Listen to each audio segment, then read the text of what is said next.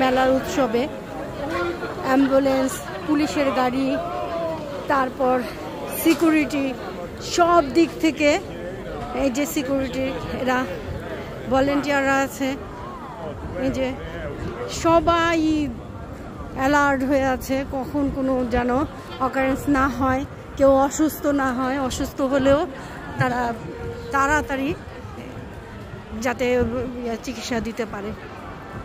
এটাই আসলে আমাদের এই মারিনোর কেন্দ্রবিন্দু। এদিকে গাড়ি টহল দিচ্ছে সব কেন্দ্রবিন্দু। এদিকে আমি আসলে বিজনেসের কারণে দোকান খোলার জন্য আমি এদিকে আসতে পারিনি। তো এখানে লোকজন তো এখন রাত বাজে 9টা,